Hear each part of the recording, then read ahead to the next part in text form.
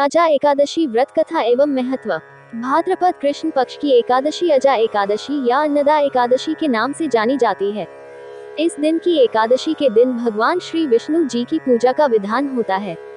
इस दिन रात्रि जागरण तथा व्रत करने से व्यक्ति के सभी पाप दूर होते हैं।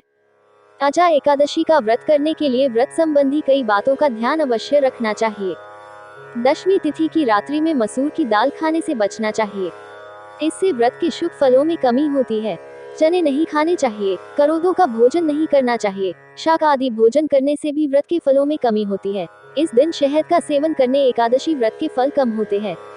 व्रत के दिन और दशमी तिथि के दिन पूर्ण ब्रह्मचर्य का पालन करना चाहिए। अजा एकादशी व्रत पूजा। अजा एकादशी का व्रत करने के लिए व्यक्ति को एकादशी तिथि के दिन शीघ्र उठना चाहिए। उठने के बाद नित्य क्रिया से मुक्त होने के बाद सारे घर की सफाई करनी चाहिए और इसके बाद तिल और मिट्टी के लेप का प्रयोग करते हुए कुशा से स्नान करना चाहिए। स्नान आदि कार्य करने के बाद भगवान श्री विष्णु जी की पूजा करनी चाहिए। भगवान श्री विष्णु जी का पूजन करने के लिए एक शुद्ध स्थान पर धान रखने चाहिए। धानों के ऊपर कलश स्थापित किया जाता है। कलश को लाल रंग के वस्त्र से सजाया जाता है और स्थापना करने के बाद कलश की पूजा की जाती है। इसके पश्चात कलश के ऊपर श्री विष्णु जी की प्रतिमा स्थापित की जाती है।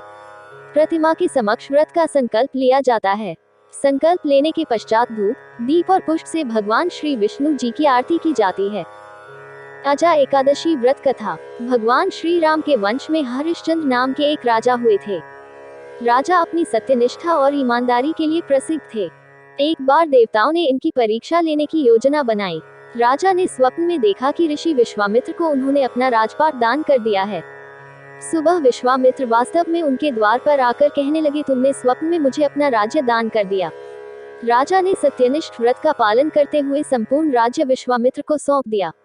दान के लिए दक्षिणा चुकाने हेतु राजा हरिश्चंद्र को पूर्व जन्म के कर्म फल के कारण पत्नी, बेटा एवं खुद को बेचना पड़ा। हरिश्चंद्र को एक डोम ने खरीद लिया जो शमशान भूमि में लोगों के दाह संस्कार का काम करवाता था। डोम ने राजा हरिश्चंद्र को शमशान भूमि में दाह संस्कार के लिए कर वसूली का काम दे दिया। इसके बाद भी सत्यनिष्ठा से राजा विचलित नहीं हुए। एक दिन भाग्यवश गौतम मुनि से इनकी भेंट हुई। गौतम मुनि ने राजा से कहा कि हे राजन, पूर्व जन्म के कर्मों के कारण आपको ये कष्ट में दिन देखना पड़ रहा है। आप भाद्रपद कृष्ण पक्ष की एकादशी, जिसका नाम अजा एकादशी है, उस दिन व्रत रखकर भगवान विष्णु की पूजा करें और रात्रि में जागरण करते हुए भगवान का ध्यान कीजिए, आपको कष्टों से मुक्ति मिल जाएगी। राजा ने ऋषि के बताए नियम के अनुसार अजा एकादशी का व्रत किया। इसी दिन इनके पुत्र को एक सांप ने काट लिया और मरे हुए पुत्र को लेकर इनकी पत्नी शमशान में दाह संस्कार के लिए आई। राजा हरिश्चंद्र ने सत्य धर्म का पालन करते हुए पत्नी से भी पुत्र के दाह संस्कार हेतु कर मांगा। इनकी पत्नी के पास कर चुकाने के लिए धन नहीं था, इसलिए उसने अपनी साड़ी का आधा हिस्सा फाड़कर राजा को दे दिया। राजा ने जैसे ही साड़ी का टुकड़ा अपने हाथ में लिया, आसमान से फूलों की वर्षा होने लगी। देवगण राजा हरिश्चंद्र की जय जयकार करने लगे। इंद्र ने कहा कि हे राजन, आप सत्यनिष्ठ व्रत की परीक्षा में सफल हुए, आप अपना राज्य स्वीकार कीजिए। अजा एकादशी व्रत का महत्व। समस्त उपवासों में अजा एकादशी के व्रत श्रेष्ठतम कहे गए हैं। एकादशी व्रत को रखने वाले व्यक्ति को अपने चित्त, इंद्रियों, आहार और व्यवहार पर संयम रखना होता है। अजा एकादशी व्रत का उपवास व्यक्ति को अर्थ काम से ऊपर उठकर मोक्ष और धर्म के मार्ग पर चलने की प्रेरणा देता है। यह व्रत प्राचीन समय से यथावत चला आ रहा है। इस व्रत का आधार पौराणिक, वैज्ञानिक और संतुलित जीवन है।